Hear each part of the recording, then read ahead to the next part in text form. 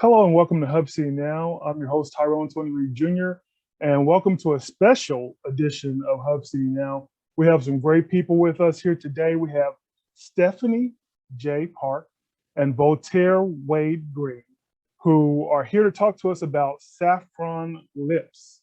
We're going to find out all about that and who they are on this special edition of Hub City Now. So thank you all so much for being here with us and taking the time out of your schedule to be here. Who wants to go first and telling us who you are, where you're from, and how you all came together to form Saffron Lips? Let Steph go, just out of All etiquette. right. First, you know? Thank you so much for having us. We're really excited about this. So I'm Stephanie Jae Park, and my partner is Voltaire Wade-Greene. And did you ask the question, how do we get together? Yes, How did yes. this come? Okay. So basically we met on tour with Hamilton, the musical.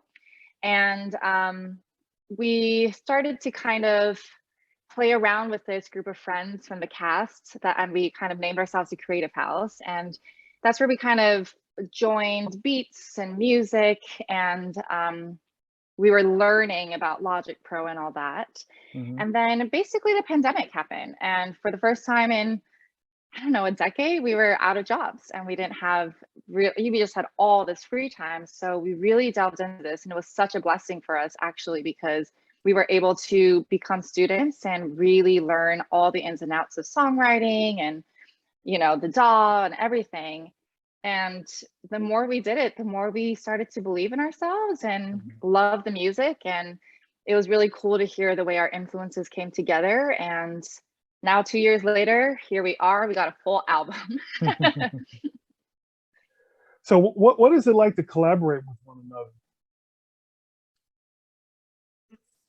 It's fun, it's exciting, it's also interesting because in the collaboration of it all, I'm very intimidated by her. She has a very deep knowledge in music theory, and like she's actually a really well-versed musician vocally. And so she knows a lot of terminology, and she's like trained. She's a classically trained singer as well as doing contemporary and, you know, modern stuff. So as someone who is just a fan of making grooves and beats, it was a little intimidating, but it was really cool because she would take an idea and then vocally add melodies that made it so interesting. And then I was like, oh, I can build around that. Like there's more that I can do now because you have such a great idea. So it's been fun, and it does have its challenges because the content that we write is a direct reflection of our relationship. So there will be some songs that she'll write about me that I'm like, well, okay, so this is a conversation, you know, like we definitely need to work this out. But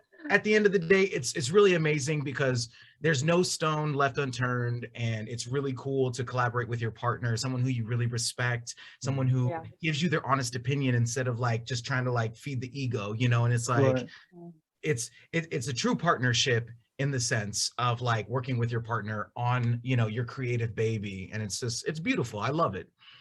Yeah, and just to say, Voltaire is extremely humble, but the first time I heard some of his beats, I was like, oh my God, I've never heard. He has such a cool voice, and it's so distinct. There's really no one like it. And we really, luckily, like he's the beat maker, I'm the vocals, but we do each other's things a lot. We have a lot of say in each other's things. And I don't know, I couldn't have done it ever without him. You know, like it was a little bit tricky at first to kind of figure out our dynamic or working dynamic. And it definitely took us a couple months to figure that out. But at this point, I think we're a pretty well-oiled machine. Awesome. Yeah. Individually, when did you all know you wanted to pursue the arts? So mine's a little more boring. I was born into a very musical family. I was born and raised on Guam, where, you know, it's a tiny community. My parents were like opera stars. They were the Guam Symphony Chorale. And I had two older sisters who were also beautiful singers and dancers and musicians. And so I was the youngest in this family. And I jumped at 4 years old. I was like, Mom, I want a lesson, please, please, please, please. So music and art is just all I've ever known, and it feels like home. And I don't think I ever even had a moment when I wondered what I should do. I think it's just been kind of ingrained into me from the beginning. I grew up in a sports household, and so I grew up doing it. And then I wanted to play tackle football. My mom was like, "I'm not gonna let you play tackle football unless you take a dance class." Like Lynn Swan was one of her favorite football players, and he took dance classes, and she just didn't want me to be uncoordinated and get dumb injuries like twisted ankles just for Right. having ankles. So I'm such a diehard football fan that I was like, okay, done, I'll do it. And then I realized that it was a form of expression that was different than like wrestling, boxing, football. Like I liked that I could express myself or be great at something without it coming to the defeat of someone else. I love the concept of being really good at something without having someone else be the loser. And so I got a full scholarship when I was 15 years old to a professional ballet school in Philadelphia. And that moment was it for me. I was like, okay, cool. Like sports is always going to be there, but like not too many opportunities like this happen. And so I pursued dance that way. And I've always just played music. I started on saxophone in elementary school. I switched to bass guitar in our jazz band in junior high. And I just never quite put the bass down. I've always loved the bass. And so that's what's always kept me in music and really addicted to grooves and like that sort of element of music. Right. Yeah. Tell me about your musical influences, what qualities you admire about them, and what drew you to pursue a career in music. I know that's a lot. No, I love it. I have some very different influences, but the person I most want to talk about is Alicia Keys. She's just the ultimate artist to me. She's so in control of her music. She sings it, she writes it, she produces it, she does everything, and she is so raw and honest in her performances of it. You know, she barely auto-tunes her thing. I don't even know if she even auto-tunes it at all. It's so raw, and what's beautiful about it is she's a flawed human. She's not, you know, playing to her ego at all. And that's something I've always admired about her. Some other influences are Sumi Jo. She's Korea's pride and joy opera singer. I grew up listening to her all the time.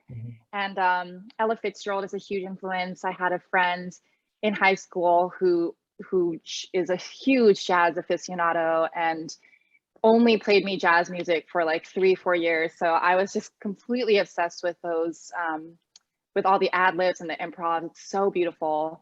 And then my career is musical theater, so I definitely have some of that influence as well. Mine are, yeah, I mean, traditionally it's like I grew up on Michael Jackson, James Brown, I mean, Gladys Knight and the Pips, just like that classic R&B and soul. I loved Michael Jackson and Quincy Jones pairing just because of like the rhythm sections, the horns. I loved the orchestration and the way those songs were constructed. I've always loved the instrumental. I've always listened to the instrumental over the vocalist. I also love like Timbaland is like a huge producer that I love just because his beats are so unique. Everyone knows a Timbaland beat when it comes on. And it's other artists are like Flying Lotus. I love his like the way that he creates music is just so on another level. I just like really appreciate that. Another group is Snarky Puppy. They're a I don't even know how to describe them, but they're incredible. And I love the premise of Snarky Puppy. The bass player actually writes the composition for the whole band and then gives it out. And then he's just like, put your funk on it, you know? And like, it makes for a really incredible live performance because you're giving the musicians freedom to like go in on a song. And the fun from that you see in their live performance is kind of the basis of how Steph and I create our music, because I love coming up with the blueprint basic idea. And then I'll be like, okay, we need a drummer. Hey, by the way, put your stank on it. Like have fun. Here's a guitar part. This is super bare and super minimal. Put your funk on it. And the product that we've gotten from that has been just like so incredible. That's just something that I really admired about them and wanted to continue because I love in something that can have such a construct. I love freedom within it. So yeah. Describe your creative process when you write new music and the inspiration and the message behind your new album, Fire to My Air. All right, baby, you want to take the creative process part? Oh, sure. So sometimes it's a bit of a mixed bag. Like Steph will come to me with like cool voice memos of like a melodic line, and I'll just, the only thing I'll ask of her is to record it to a metronome, and then what I'll do is I'll take that and I'll put it into my Logic program, and then I build around that. And then I'll send it back to her, and she'll be like, "Ooh, can you just repeat this section a bunch, because I want to write now," you know? And I'm like, "Oh, cool, dope." And then the other part of the process is I have a catalog of beats, just always, I can't stop creating, just because it's something that balances me out. And so we have a Google Drive that has all of my beats on there, and she'll listen through them and be like, "Ooh, I like these, I like this, and this. Can you loop these sections so I can just write to it?" And then when we're in the same spot, we'll sit down and actually like hash out a full song. Yeah. That's awesome. And the inspiration and message behind us, well, this album is a direct journal of our relationship. It is about us. It's about the highs, the lows. You know, we talk about, one of the songs is Want or Need. That was a pretty big argument fight that we had for a couple months there. And that, you know, it's just honest. And I think it's okay. It's okay. I mean, it's not just okay, but it has to happen for two people, if they're in a relationship or just family or friends, to go through a conflict in order to get closer. And, you know, admittedly, we're in the earlier, we've only been dating a couple years, but it's very honeymoony, hence the Valentine's Day release. It's very full of emotion, and it's two people who are very in love. Yeah. How do you hope listeners will feel after they hear your music?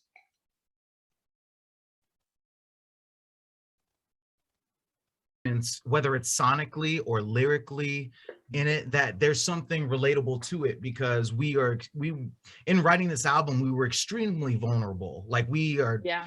Like she said, it's a direct reflection of our relationship. So there is nothing lied about in this album, you know, and it's truly us. And we hope that like the raw truth of that and the vulnerability of it, we just hope that listeners can connect to it and vibe with it, you know. And yeah, I think it's okay for everyone to always like explore every emotion in their relationship. And I just hope that that is something that they resonate with.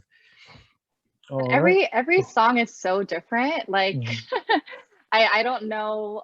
It was really hard to choose like one song to put out first, because they're just so different. And I will say that if you listen to the album in order, which we do hope, you know, that happens, the later you go in the album, the more vulnerable it gets. So the last two songs are very vulnerable. Yeah. You recently released the music video for Cincinnati, which is a track on your album.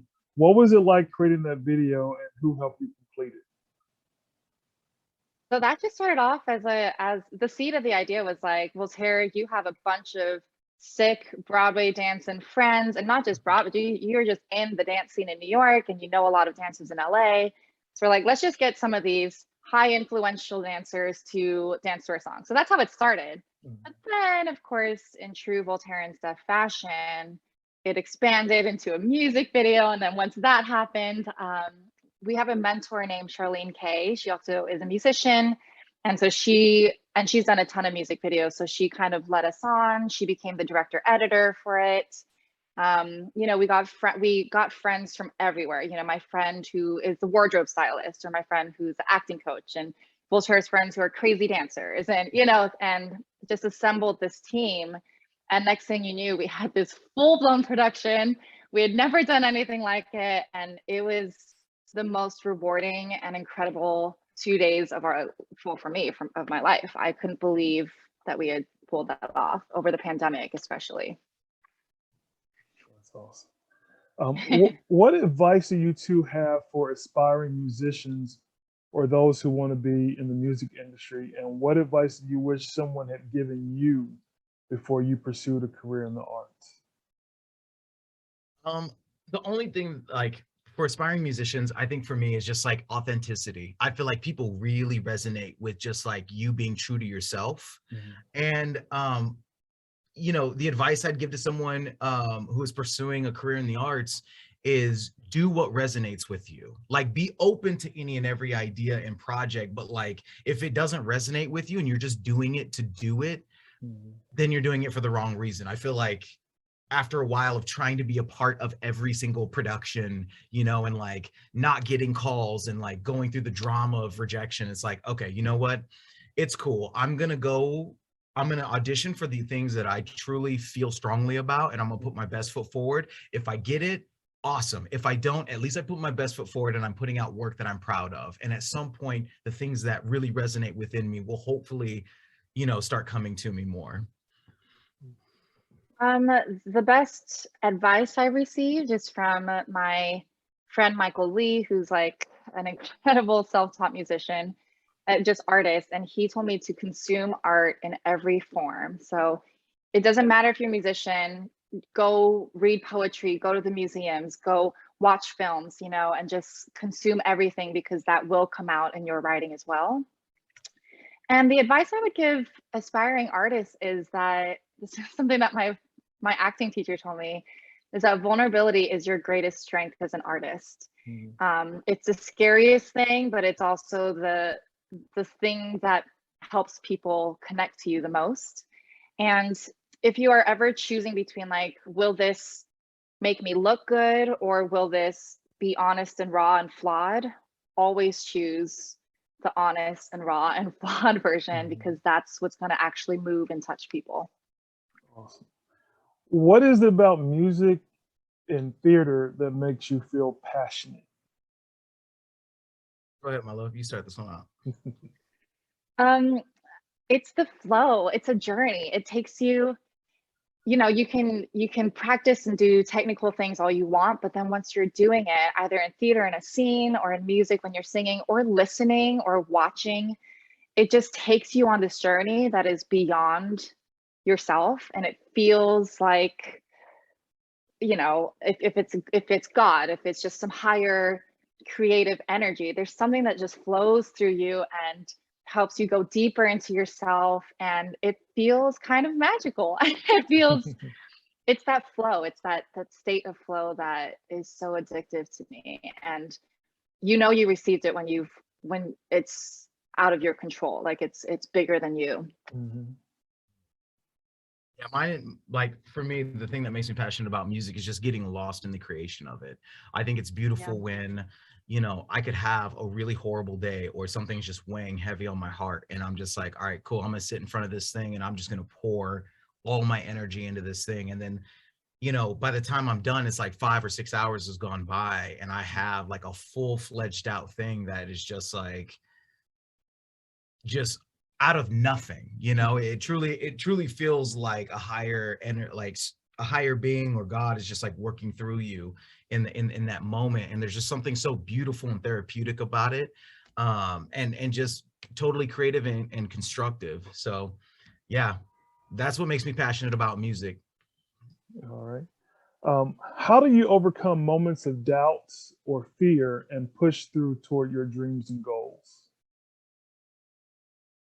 So for me, I always ask the question, why not me? I think Mindy Kaling wrote a book about it, actually. But there's so many people with careers that I want, or just aspects of careers that I want. And I think if they can do it, why not? Why can't I do it? Why can't I put in the work and put in the time and do it? And, you know, art, everyone consumes art differently. So a movie that I do not like, someone else is going to be obsessed with, you know. So there's room for everybody, and I think that's always moving to me.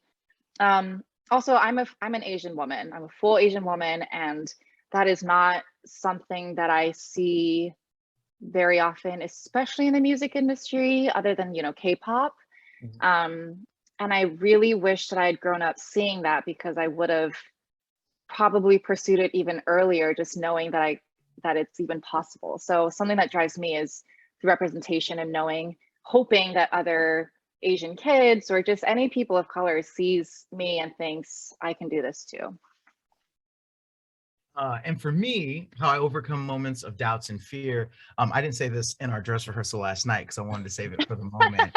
But being with Exposing us. Steph, being with Steph she's really encouraged me. I'm like before we were together, I was pretty much like a shell of myself. I like to protect myself and just be an introvert. And she really, when she started hearing my music early on, she was like, this is really great. You should step out and put yourself out there.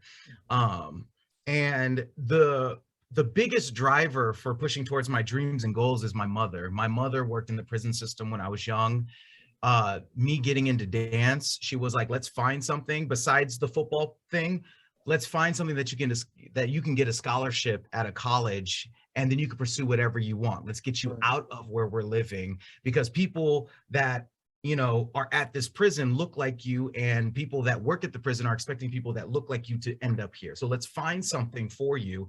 And so she worked full-time at a prison, bussed us to dance, gymnastics, boxing, football. She did everything in her power to give us all the necessary tools to go on and do what we're passionate about. Mm-hmm. And so who am I to do less than what she gave me, you know? And so that's my constant inspiration, is to always be like, look, Mom, your hard work paid off, you know, like I'm able to do what I want to do because of you. And so in that, like, I just want to honor her in my work moving forward, because she gave me the opportunity, and now I'm in a position where I can actually take advantage of it. And so she's like the main driver for me. That's awesome. That's awesome. I got a few more questions, but our time is running out. And I want to get to a segment that my wife came up with, because she was pushing it really hard. But before we get to that segment, how can listeners get in touch with you and support you? Well, we're on Instagram at Saffron Lips. We have our personal Instagrams, but we definitely prefer that one. We're right at the beginning of our journey. So if you join us there, you are the street team, and we are so accessible to you. We are happy to DM you. And if you want to support us, obviously the best way is to pre-order the album or order the album once it's out, especially on iTunes. And you know, any bit of support counts. So if you're just listening to 20 seconds of a song on Spotify, we're grateful. If you're just putting on the YouTube video of our music video, we're grateful. So any bit counts, but the best way to support us is through buying the album, either pre-order or order it on iTunes. All right. And what's coming up for you two in the near future?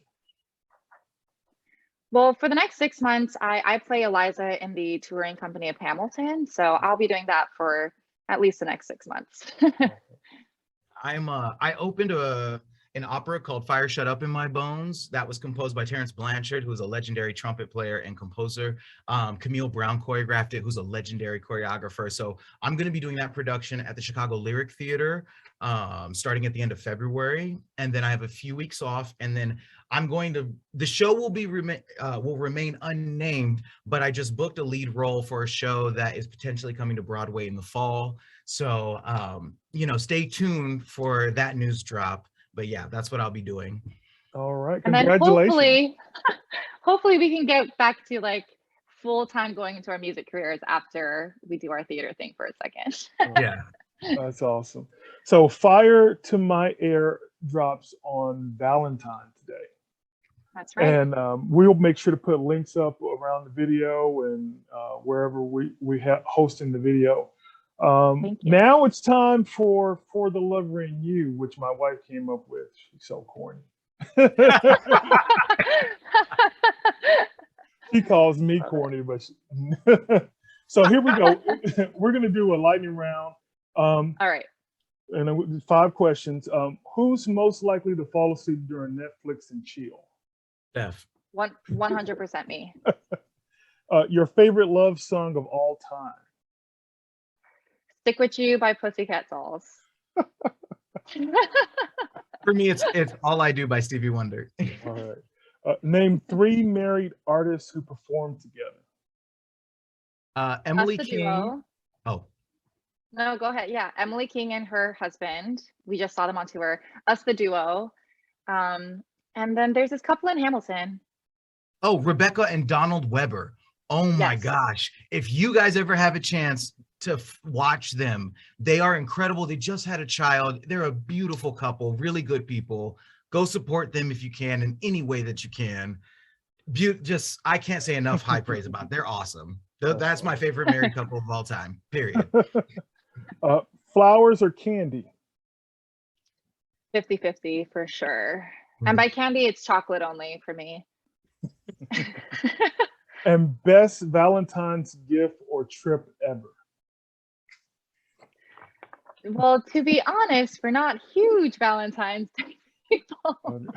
But I will say that I'm pretty sure that our best Valentine's memory will be this Valentine's, because our album's coming out and all of our work for the last 2 years is only going to be out there in the world. But do you got something, Voltaire? I mean, I think our best trip was when we went to oh my goodness, now it's Montreal. I think it was it was such a beautiful trip and a beautiful weekend, and that's spontaneous. That's my favorite trip. Yeah, very spontaneous, but so fun. It was just amazing. All right. Well, thank you all so much. Again, we've been speaking with Stephanie Jae Park and Voltaire Wade-Greene, who are Saffron Lips. Thank you all so much for being here. You all are welcome back on the show anytime you want to. I pray you all have much success, and we'll make sure to share our links and everything. We're going to play their music video, Cincinnati, after the show is over. But we want to thank our sponsors, R&R Custom Wheels and Tires Express and Baskerville Funeral Home. And for those who probably been looking over my shoulder, that's Cincinnati right there. That's been playing the whole time through the entire interview. But thank you all so much. I hope you all have a very much success. And I love you all's samples. I heard most of the samples, and I shared one with my wife last night, which was the Inappropriate Love Song. Yes. That's my secret favorite too. We had a conversation about that last night. I want to hear more about that once we're done with Truly. this. But thank you all so much, and I hope everything works out for you all. Thank you again. Thank you so much. This was so much fun. You're welcome.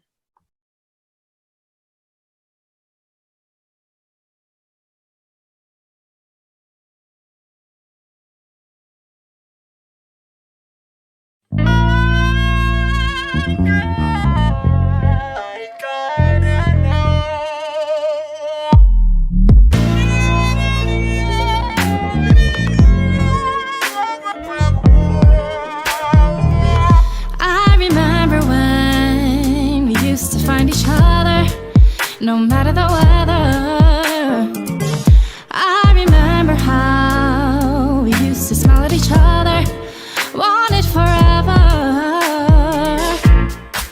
I'm feeling picky, but I'm craving a flame. Them other boys are cute, but honestly lame. I struck gold when I wasn't even looking. Your eyes were lingering, my heart was cooking. Da da da da da da da da da da da da da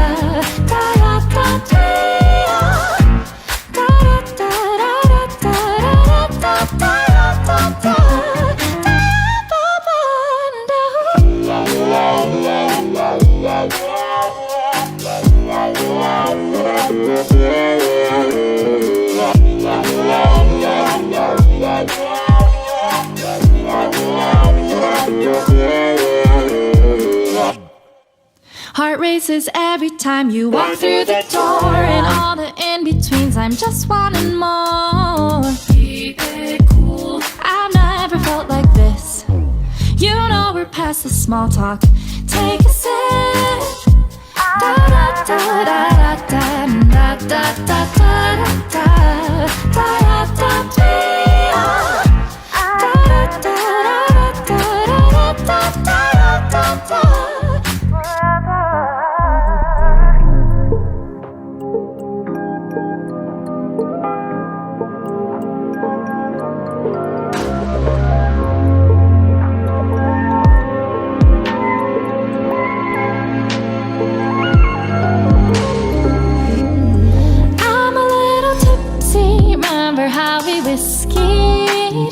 Not so long ago, back in Cincinnati, the way you looked into me, ooh, I gotta know.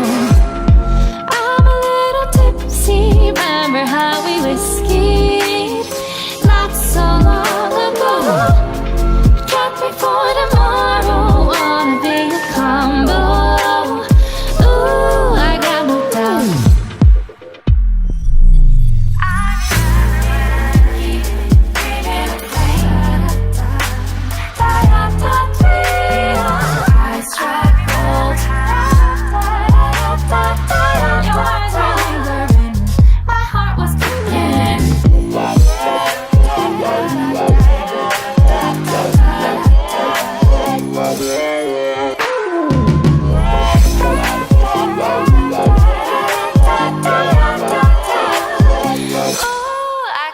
No.